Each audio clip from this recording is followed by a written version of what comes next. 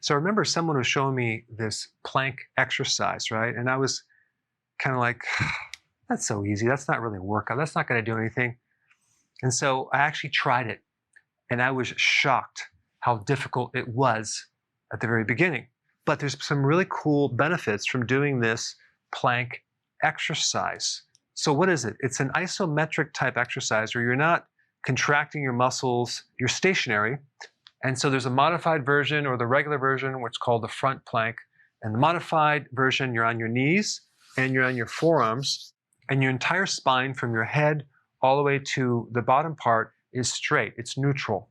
You're keeping your shoulders back and down, and you're not bending at the hip level. So that would be modified. And then you have the regular type where you're doing like a push-up, but you're on your elbows and you're maintaining that position. And there's a lot of other variations to that, which is more advanced. So you start out doing between 1 and 6 reps, one set. You're going to hold that position for at least 10 seconds, but you want to work up to a minute. And so you're going to rest between 30 and 90 seconds.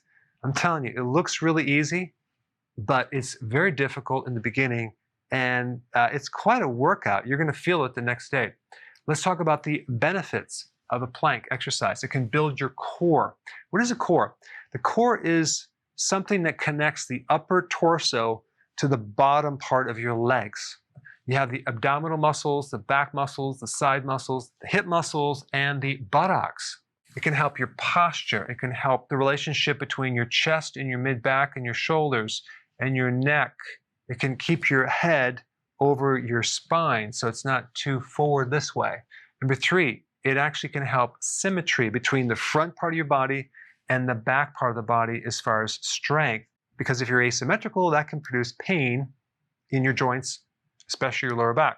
Now, number 4, it strengthens the tendons, the ligaments, and the muscles, because you have to hold this position for a long period of time. Number 5, it can create a lot of stability in your core. So, and what I mean by stability is it can keep your back from being unstable, and it can help your coordination when you walk, and it can just reduce pain in your lower back. Number 6, you can actually get a workout by doing this exercise. I'm talking about sweating and definitely feeling sore the next day. It's also really good to mesh in with other types of exercises. All right, number 7, like all exercise, it can also help you reduce stress. So I put a video down below of an actual demonstration of how to do this, but you should check it out. Try it out and tell me what you think.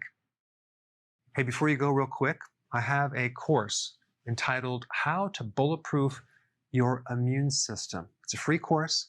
I want you to take it, and here's why. Here's you. Here is your environment. Everyone is focused on this over here, avoiding your environment. But what about here? What about strengthening your immune system? That's what's missing. This course will show you how to bulletproof yourself, and so you can tolerate and resist your environment much better by strengthening your own immune system. I put a link down in the description right down below. Check it out and get signed up today.